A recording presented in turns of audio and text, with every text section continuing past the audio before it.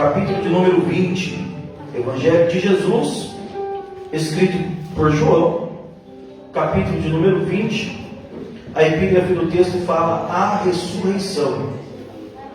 Evangelho de Jesus, que João escreve, o capítulo é o de número 20, e nós vamos fazer a leitura do verso 1 até o verso de número 18, amém? Todos estão aí com a sua Bíblia, com a sua espada afiada. João capítulo 20, verso 1 em diante, vou fazer a leitura. E no primeiro dia da semana, Maria Madalena foi ao sepulcro de madrugada, sendo ainda escuro, e viu a pedra tirada do sepulcro. Correu, pois, e foi a Simão Pedro e aos outros discípulos a quem Jesus amava, e ao outro discípulo a quem Jesus amava, e lhe disse: levaram o Senhor do sepulcro, e não sabemos onde o puseram. Então Pedro saiu com outro discípulo e foram ao sepulcro. E os dois corriam juntos, mas o outro discípulo correu mais apressadamente do que Pedro, e chegou primeiro ao sepulcro. E abaixando-se, viu no chão os lençóis. Irmãos, vamos ler o verso 5 de novo. Minha Bíblia está arriscada aqui, estou tendo um pouco de dificuldade. Verso 5 de novo. E abaixando-se, viu no chão os lençóis e não entrou. Chegou, pois, Simão Pedro, que seguia, e entrou no sepulcro, e viu no chão lençóis, e que o lenço que tinha estado sobre a sua cabeça não estava com os lençóis, mas enrolado num lugar à parte. Então entrou também o outro discípulo, que chegara primeiro ao sepulcro, e viu e creu, porque ainda não sabia a Escritura, que era necessário que ressuscitasse dos mortos. Tornaram, pois, os discípulos para casa. E Maria estava chorando fora, junto ao sepulcro. Estando ela, pois, chorando, baixou-se para o sepulcro, e viu dois anjos vestidos de branco, sentados onde jazia o corpo de Jesus, um à cabeceira e o outro aos pés. E disseram-lhes: mulher, por que choras? E ela lhe disse: porque levaram meu Senhor, e não sei aonde colocaram. E tendo dito isto, voltou-se para trás e viu Jesus em pé, mas não sabia que era Jesus. E disse-lhe Jesus: mulher, por que choras? Quem busca? E ela, cuidando que era o hortelão, disse-lhe: Senhor, se tu o levaste, dize-me aonde puseste, e eu o levarei. E disse-lhe Jesus: Maria. E ela, voltando-se, disse: Raboni, que quer dizer mestre. E disse-lhe Jesus: não me detenhas, porque ainda não subi para o meu Pai, mas vai para meus irmãos, e dize que eu subo para o meu Pai e o vosso Pai, meu Deus e o vosso Deus. Maria Madalena foi e anunciou aos discípulos que viram o Senhor e que ele lhe dissera isto. A igreja pode dizer amém por isso? Amém. Você que está em pé, se assente em nome do Senhor Jesus, desocupando as suas mãos, dê uma linda salva de palmas ao Senhor.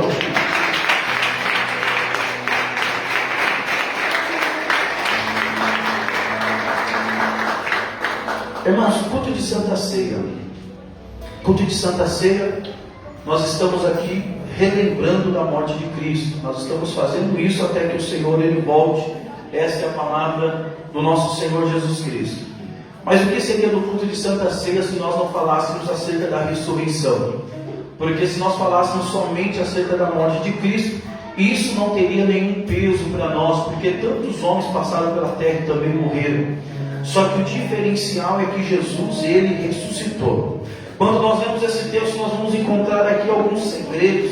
E um dos segredos mais importantes que queima o nosso coração e nos alegra é esse, quando se trata da ressurreição. Quando nós falamos acerca da ressurreição, porque a ressurreição de Jesus, ela posiciona a gente, irmão, ela posiciona cada um de nós em um lugar especial. A ressurreição de Jesus é para nós tão importante, porque da mesma forma que ele ressuscitou, nós também seremos ressuscitados naquele último dia. E se nós estivermos vivos até a volta do Senhor Jesus, nós seremos arrebatados, nosso corpo será transformado. Então, quando nós olhamos para esse texto, nós vemos aqui a Bíblia deixando bem clara, falando acerca da ressurreição de Jesus. Só que a ressurreição de Jesus, ela se destaca. Por que ela se destaca? Porque não foi somente ele que ressuscitou, teve outras pessoas também que ressuscitaram.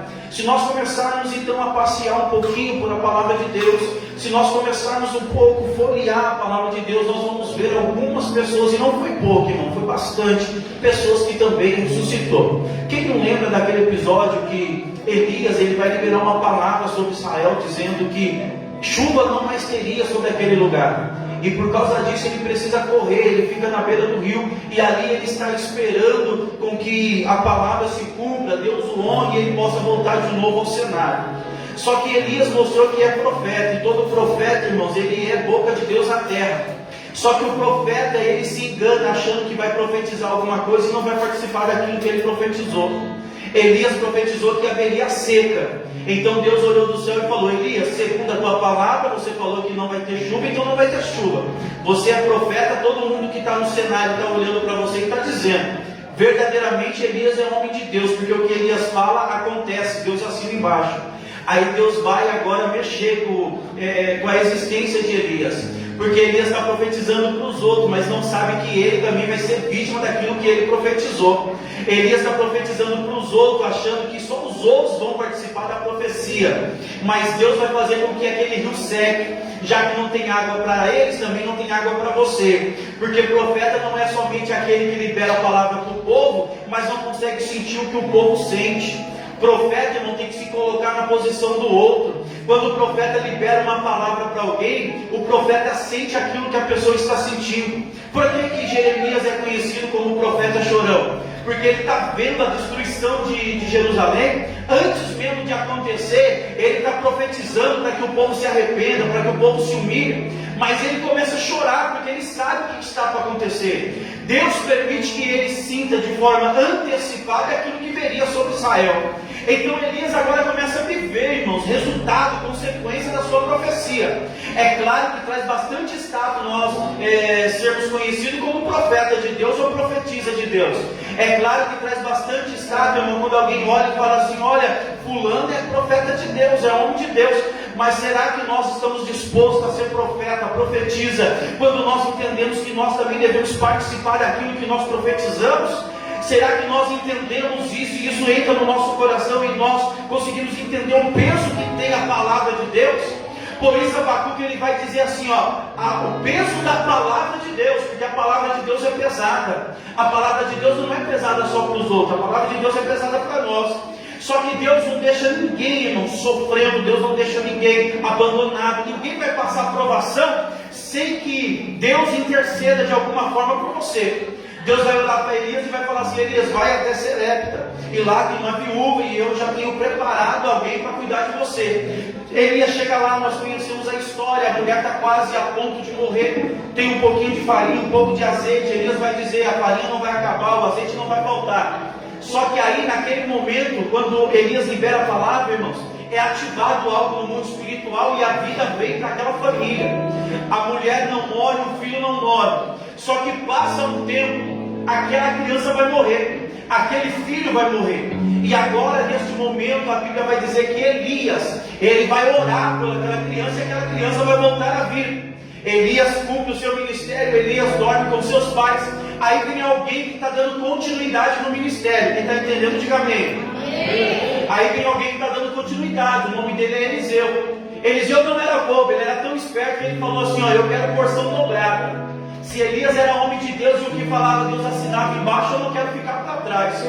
Porque isso aqui é um ensinamento para nós, irmãos. Nós admiramos tanto homens de Deus e mulher de Deus, mas nós não temos ousadia de no momento da oração falarmos assim: Deus, eu quero uma porção dobrada que está sobre a vida daquela pessoa.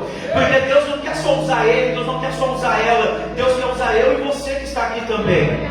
Nós precisamos ser ousados, pedir a porção dobrada. Eliseu ele vai falar: eu quero porção dobrada. Se quer porção dobrada, os milagres também tem que ser dobrados. Todo o ministério de Eliseu passa, e nós vamos ver que acontece somente 13 milagres dentro do ministério de Eliseu. E um deles se destaca, que é acerca também de uma ressurreição. Quando Eliseu está passando por Sunem, uma mulher vai olhar para ele, assim como a vizinhança olha para os membros do Vale da Bênção e diz: ali vai um homem de Deus, ali vai uma mulher de Deus. Aí vai fazer uma casinha para Eliseu, Eliseu vai se alegrar. Eliseu vai chamar Geazi e vai falar assim: olha, essa mulher tem agido de compaixão para conosco, essa mulher tem feito coisas boas para a gente, o que nós podemos fazer para ela? E Geazi vai falar: olha, percebi que ela não tem filho. Então Eliseu agora vai falar: ó, no tempo de vida você vai gerar e vai dar luz a um filho. Da forma que o homem de Deus falou, o negócio aconteceu. Aquela mulher gerou um filho, irmãos, e aquele filho começou a crescer. E nesse momento que começa a crescer, alguns problemas vai acontecendo também. É consequência do crescimento. Aqui eu abro o parênteses para dizer algo para a igreja: todos aqueles que crescem têm que estar preparados para passar por alguns problemas na sua vida. E se você nessa noite entrou aqui e está falando assim: Deus, eu não aguento mais esse problema que está me assolando, eu tenho uma palavra de Deus para a tua vida, é porque você está crescendo na presença de Deus. Porque todos aqueles que são pequenos, irmão, não tem do que reclamar, mas todos aqueles que deixam Deus exaltar e vai crescendo na presença de Deus, se prepara porque tem afronta, se prepara porque tem perseguição, se prepara porque tem pedrada, porque todos aqueles que crescem passam por isso. Só que o que acontece? O moleque morre, o menino morre. E quando o menino morre, aquela mulher, a sunamita, ela vai até o encontro de Eliseu. E indo ao encontro de Eliseu, por onde ela passava, as pessoas falavam: e aí, como é que você está? Como é que está o seu esposo? Como é que está o teu filho? E ela falava: está tudo bem. O filho morto em casa, ela ia em direção ao profeta e está falando: vai tudo bem. Primeiro ensinamento que esse texto nos dá: você não pode falar da sua vida para quem não tem poder de fazer nada por você. Aquela mulher não parou, irmãos, para conversar com a vizinha da direita ou da esquerda. No meio do caminho ela não parou na adega, não parou no posto de saúde, não parou na escola, não parou no lugar onde doa leite. Não, para falar da vida, não. Ela falou assim: se o profeta liberou uma palavra e foi ele que deu início a tudo isso, é ele que vai ter poder de resolver a minha situação. Então não vou perder tempo com quem não pode resolver a minha situação. Eu vou até o profeta. Por onde ela passa, ela fala: está tudo bem. Chega até Eliseu, ela vai contar o que houve. Eliseu vai pegar o cajado, vai pegar o bordão, vai entregar na mão de Geazi e vai falar: Geazi, vai lá e ora pelo menino. E aqui, irmãos, tem algo interessante. O céu está falando com alguém aqui nessa noite. A Bíblia diz que quando Geazi vai, nada acontece. Repita assim comigo: com Geazi, nada aconteceu. E o ensinamento que o céu quer nos dar essa noite é: aquilo que Deus deu para você é para você. Aquilo que Deus pediu para você fazer é para você fazer. Não adianta empurrar para o outro, não adianta pedir para fulano, para ciclano. Não vai dar certo, o cajado está na sua mão, o bordão está com você, a autoridade está sobre você. Tem muita gente que Deus chamou para fazer uma coisa, mas não quer empurrar para o outro, porque empurrando para o outro, eu vou economizar esforço, eu vou economizar desgaste, eu não vou me desgastar naquilo que é para mim fazer. Só que Deus, ele é tão justo e tão perfeito, que aquilo que você não quer fazer é para você fazer, mas não quer fazer, Deus também não permite que outro faz. Até porque Deus não divide a glória dele com ninguém. Pode ser que outra pessoa vai lá e o negócio aconteça, o nariz empina e vai falar: é porque eu oro bem, é porque eu prego bem, é porque eu canto bem. Aí Deus está falando assim: não, quem eu chamei para fazer é com ele que eu conto. Porque quando algo acontecer, não é ele que vai ser exaltado, mas é o nome do Senhor que vai ser exaltado. Talvez você não entenda o que está acontecendo na sua vida. Talvez você não entenda o porquê Deus está te dando tanto direcionamento, Deus está te dando tanta revelação. Na madrugada Deus te chama para você orar. É Deus falando para você assim: é com você que eu quero trabalhar nesse tempo. Um novo ciclo está iniciando na sua vida. O problema é que tem muita gente que está fugindo daquilo que Deus chamou para fazer. Mas nessa noite eu quero profetizar em nome de Jesus que todo espírito de covardia vai cair por terra, e os projetos que Deus deu para você, as revelações que Deus colocou no seu coração, você vai bater no peito e vai dizer assim: Deus, eis-me aqui, Senhor. Se o Senhor quer me usa na sua obra. Eliseu vai entender, irmãos, que o negócio não está com Geazi, o negócio está com ele. Eliseu vai lá, vai deitar sobre o menino vai dar 7 espirros e vai ressuscitar. Até aí, nós estamos vendo 13 milagres sobre a vida de Eliseu.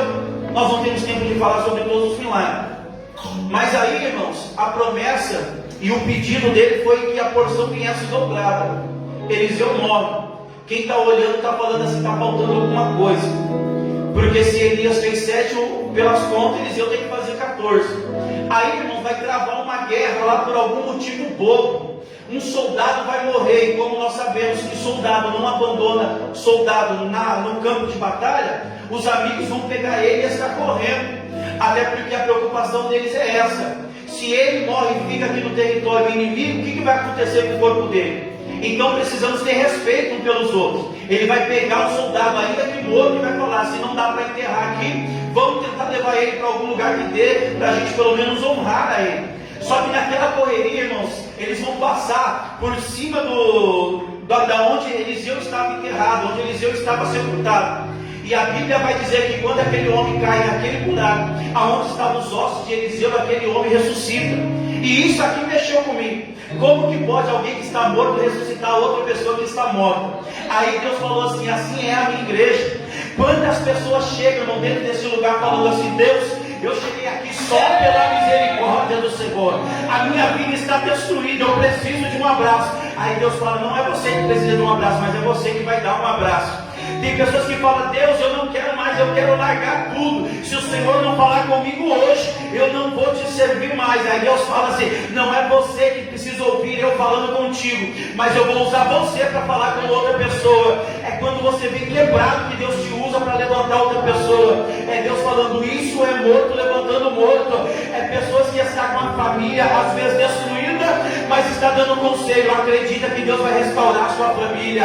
É pessoas que a porta de emprego está fechada, mas está falando para alguém assim: olha, o Deus que nós servimos é Deus que abre porta. É pessoa que está enferma, mas está dizendo para alguém que está enferma: creia, porque Deus é o médico dos médicos, Ele pode te curar. É Deus falando para nós: isso é morto ressuscitando morto. Até onde estavam os ossos de Eliseu, irmãos, os milagres acontecem. Agora acaba o milagre no Velho Testamento de ressurreição. Aí nós partimos para o Novo Testamento. No Novo Testamento nós encontramos logo de início 3 milagres de ressurreição envolvendo o nosso Senhor e Salvador Jesus Cristo. O primeiro, ele está passando, ele está indo para Naim, e lá em Naim está acontecendo um negócio terrível, porque agora estão indo para sepultar um jovem. E ele chega, coloca a mão naquele jovem e ressuscita. Ele está no capítulo 10 de João, ele está em algum lugar fazendo a obra de Deus. E de repente chega a notícia: Lázaro, há 5 anos, está doente, está à beira da morte. E ele fala: essa doença não é para a morte, mas é para a glória de Deus. Ele volta, Lázaro está morto, Lázaro ressuscita. Aí agora nós vamos ver Jesus indo para a casa de Jairo, irmãos. E no meio do caminho algumas coisas acontecem, alguém recebe milagre. E porque aconteceu todos esses acontecimentos, a filha de Jairo, que estava doente, passa então agora, está morta. Jesus não se impressiona com a situação. Jesus vai até a casa de Jairo. E chegando na casa de Jairo, aquela menina que estava morta ressuscita. Só que não fica só por aí. Pedro também vai fazer a mesma coisa. Pedro, irmãos, ele está sabendo, ele ouve, ele toma conhecimento de que tem uma mulher que é muito usada por Deus, ela é discípula. Essa mulher, irmãos, ela morre. E quando ela morre, Pedro vai lá, ora por ela e ela ressuscita. Porque as obras daquela mulher falavam mais alto do que tudo aquilo que nós podemos imaginar. Como é bom, irmãos, quando a obra que nós fazemos fala mais alto do que até mesmo o nosso próprio nome. Quando as pessoas olham para nós e não lembram de nós por aquilo que nós somos, mas lembram de nós por aquilo que nós fizemos. As pessoas que olham para nós, ainda que muitas das vezes que nós não estivermos mais juntos, mas a pessoa olha e fala assim: lembra de fulano? Através dele Deus salvou a minha família, através dele Deus salvou o meu filho. É a obra falando mais alto. Aí vai acontecendo alguns milagres. Paulo, acontece a mesma coisa. Paulo está pregando, e quando Paulo está pregando, o sermão é muito longo. E tem um menino que está sentado na janela, ele cai da janela e morre. E ali naquele momento, Paulo, ele vai parar o sermão. Repita assim comigo: Paulo, ele vai parar o sermão. Porque tem momento que não adianta somente ficar no sermão. Tem momentos que você precisa parar o sermão e ir até onde está acontecendo o problema e dar um abraço. Tem muitas pessoas que estão morrendo não por causa de falta de sermão. O sermão até tem. O que não tem é abraço, o que não tem é amor, o que não tem é carinho, o que não tem é alguém que olha e fala assim: ó, eu estou contigo. Estamos juntos e misturados. Estamos juntos até a volta do Senhor Jesus Cristo. Então agora acontecem esses milagres da ressurreição. Só que aí nós podemos falar: então qual é a diferença da ressurreição de Jesus para todas essas ressurreições que aconteceram. É simples. Quando falamos de Elias, aquele menino para ressuscitar precisou de Elias. Quando falamos de Eliseu, aquelas duas pessoas que ele ressuscitou precisou de Eliseu. Quando nós falamos de outras pessoas do Novo Testamento, eles precisaram de alguém. Mas quando nós falamos de Jesus, Jesus não precisou de ninguém, irmãos. Jesus falou assim: ó, ninguém pode tirar a minha vida, eu mesmo a dou, e depois eu torno a tomá-la. Jesus não precisou de homem para que ele pudesse ressuscitar, mas sim da promessa que Deus tinha liberado pela vida dele. E aqui eu aprendo uma coisa: aonde Jesus está, até aquilo que está morto ressuscita. Eu vou repetir isso daqui para você entender que é profecia. Aonde Jesus está, sonho que morreu, Jesus ressuscita. Projetos que estavam só no papel, Jesus traz à tona. Aquele projeto que até você esqueceu, mas Deus não esqueceu. Ele lembra que quando você estava planejando, as lágrimas caíam sobre o papel, e a sua lágrima fala muito mais do que uma hora de palavra. Então Jesus sabe que aquilo é precioso para você. Então Ele vai começar a ressuscitar sonhos aqui nessa noite. Irmãos, para nós entendermos mais um pouco desse texto, a Bíblia vai dizer, no versículo 1, que no primeiro dia da semana Maria Madalena foi ao sepulcro de madrugada, sendo ainda escuro. E aqui tem um segredo, irmãos. Por que ela foi lá sendo escuro? O que a Bíblia quer dizer para nós acerca disso? Você lembra do salmo que diz: o choro pode durar uma noite, mas a alegria vem pela manhã. Toda vez que a Bíblia fala de escuro, de noite, a Bíblia está falando justamente de um momento de tristeza, de um momento de frustração, de angústia. Então, no momento que ela vai até o sepulcro de Jesus, ela está passando um momento de angústia, de sofrimento. O mestre dela morreu. Só que quando ela chega lá, irmãos, ela vê a pedra removida. E a pedra estando removida, ela vai se assustar, porque ela está achando que alguém roubou o corpo do nosso mestre. E nesse momento ela volta e conta para os discípulos. A Bíblia vai dizer, irmãos, que Pedro e João, eles vão sair correndo junto. Talvez você não sabia disso, mas João, quando ele foi chamado para o ministério, ele foi chamado ainda moço, jovem. E Pedro já tinha um pouco mais de idade. Pedro era bem mais velho do que João. Então os dois começam junto correndo. Mas no momento em que chega, quem chega primeiro é João, porque João é mais novo. É normal, é comum aquele que é mais novo chegar primeiro. É claro que se juntar eu e o meu filho está aqui para correr, irmãos, ele vai chegar primeiro que eu, porque tem mais disposição, mais fôlego, mais energia. Então João ele chega primeiro, e quando João ele chega primeiro, ele chega, mas não entra no sepulcro. Aqui é o próprio Senhor Jesus nos ensinando. Não importa a forma que você chega, o que importa é o resultado que você vai dar quando você chegar lá. Tem muita gente que quando nós olhamos falando assim: nossa, fulano chegou longe, está voando, olha onde fulano está. E de repente, irmãos, passa um tempo, nós escutamos que aquela pessoa caiu, que aquela pessoa já não está mais firme na presença de Deus.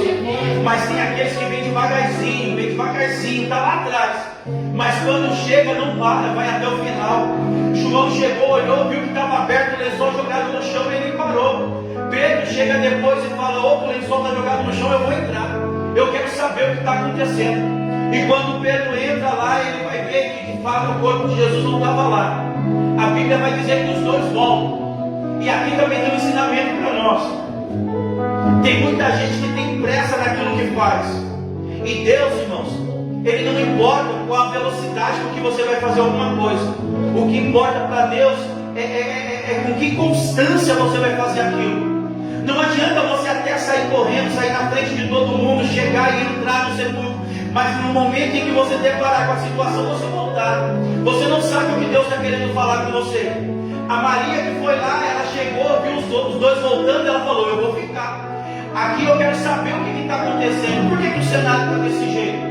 Eu vim para ver o mestre, eu vim para poder trocar aqui os curativos, fazer aqui a unção, para que ele possa ser sepultado de forma digna, eu vou ficar. E naquele momento ela tem uma experiência com Deus. Ela vai olhar para o sepulcro. A Bíblia diz que ela se agacha para entrar no sepulcro. Isso aqui é um costume, irmãos, que tem lá em Israel, que ensina muito para o ser humano. Quem está me ouvindo, diga amém. Amém. Por que tem que se agachar para entrar no sepulcro? Porque sepulcro é lugar de morte. E quando você entra, irmãos, no lugar onde a morte ela reina, ninguém consegue entrar de cabeça erguida, porque nenhum homem tem poder de vencer a morte. Isso é a própria morte dando uma palavra para nós, Tem muita gente que se acha muita coisa, mas se morrer hoje, amanhã está fedendo. Tem muita gente que acha que é só se vestir de ouro que o negócio está bonito, mas se morrer hoje, amanhã lá está fedendo e sendo comido por bicho. É a Bíblia nos ensinando assim: quando você se depara com aquilo que você não tem poder de mudar ou de fazer nada diferente, você precisa baixar a cabeça. É a morte lembrando assim: olha, ninguém é autossuficiente, ninguém é grande nem poderoso a ponto de me vencer. O único que venceu a morte foi Jesus, e nós iremos vencer se nós estivermos nele também. Então, quando ela entra no sepulcro, ela precisa baixar a cabeça. É Jesus nos ensinando que às vezes, irmãos, nós estamos achando que somos super-homens ou Mulher Maravilha e estamos brincando com um pecadinho de estimação. E Jesus está dizendo para nós: sai fora disso, porque isso daí vai te levar para a morte. Não tenha pecadinho de estimação. Pecado nós precisamos fugir. O diabo nós resistimos, mas pecado nós fugimos. Porque o diabo, quando você resiste, ele foge de nós. Mas o pecado, se você brincar com ele, numa hora ou outra ele vai te derrubar. Então, quando nós olhamos para esse texto, nós vemos Jesus, a primícia do que dorme, Jesus ressuscitando, e junto com a ressurreição de Jesus, o nosso coração se alegra. Por que se alegra o nosso coração? Porque sabemos que ainda há esperança para nós. Irmãos, o verso 19 vai dizer: chegada, pois, a tarde daquele dia, o primeiro dia da semana, no domingo, cerradas as portas, os discípulos estavam escondidos com medo dos judeus. Jesus, irmãos, ele chega e ele atravessa a parede e fala: paz seja convosco. E aqui, irmãos, eu vou encerrar essa mensagem, mas eu preciso que você entenda isso daqui. Por que aqui Jesus ele entra e passa pela parede, mas lá no sepulcro precisou a pedra está movida? Parece que não tem muita lógica. Mesmo Jesus que tem poder de passar pela parede, ele passa pela pedra. Por que lá a pedra precisou ser removida e aqui com a porta fechada ele atravessa a parede? É Jesus dizendo para nós que a pedra estando removida lá não era sinal para ele, mas era sinal para a gente. Porque se a pedra estivesse no lugar, alguém poderia olhar e falar assim: Jesus não ressuscitou, ele está lá dentro ainda. É Jesus olhando para nós e dizendo assim: na nossa vida e na nossa caminhada sempre vai aparecer pedra na nossa frente. E a pedra sempre traz uma ilusão. Primeiro, que nós sabemos que não podemos movê-la sozinhos. E outra, que nós acreditamos que atrás daquela pedra não tem mais nada. Aí Jesus está dizendo para nós nessa noite, através da palavra, que a pedra que está na nossa vida, no nosso caminho, na nossa frente, não é para nós desesperarmos, mas é para a gente confiar nele. Porque ele ainda tem poder para remover pedra. E quando ele remover pedra, ele vai mostrar para nós que ainda não acabou. Ele vai mostrar para nós que ainda tem continuidade. Ele vai mostrar para nós que ainda tem um caminho a ser caminhado. Ele vai mostrar para nós que ainda há algo para acontecer lá na frente. Porque se a pedra estivéssemos na porta do sepulcro, os discípulos estariam escondidos dentro da casa e estariam dizendo assim: tudo aquilo que ele falou caiu por terra. Mas a pedra estando removida, cumpre-se a palavra de Deus. Até porque, irmãos, não tem pedra nessa terra que pode segurar a presença do nosso Deus. O nosso Deus, ele se manifestou de três formas. Primeiro, ele era verbo, se tornou-se, fez carne, e depois ele se mostra glorificado para João no livro de Apocalipse. Só que quando Jesus ele é verbo, é quando nós ouvimos uma palavra e a palavra entra no nosso coração e aquela palavra nos traz vida, nos traz saúde. E quando Jesus ele está encarnado e a palavra ali é tabernaculou, nós podemos entender, irmãos, que no Antigo Testamento, para que o povo pudesse ter contato com Deus, o povo precisava ir até o tabernáculo.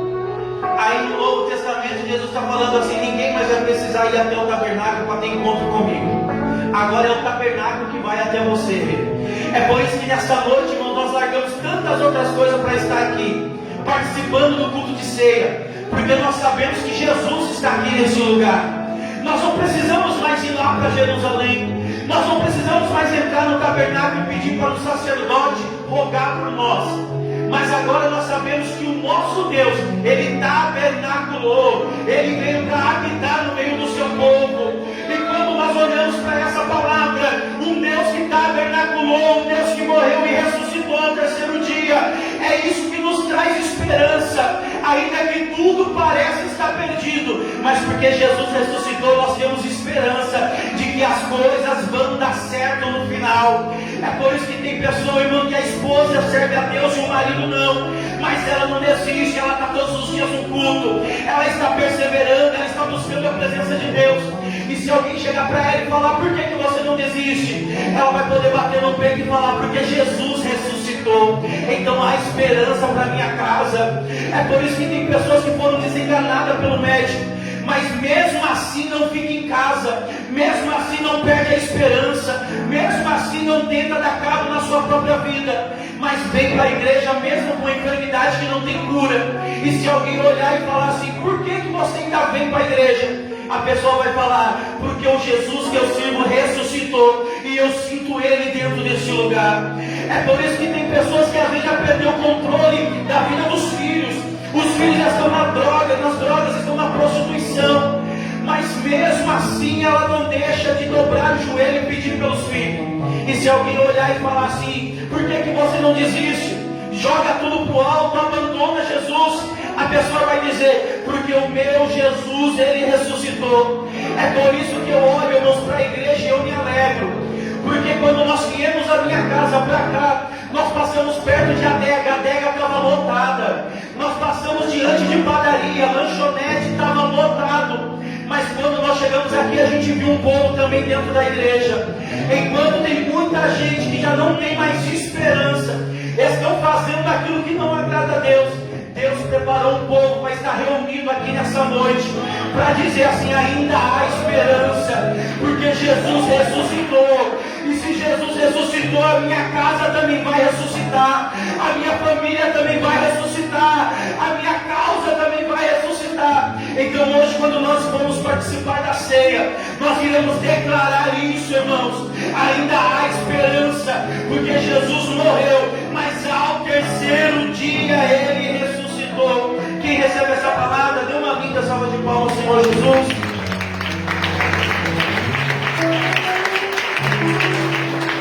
Glória a Deus. Coloque de pé, por gentileza.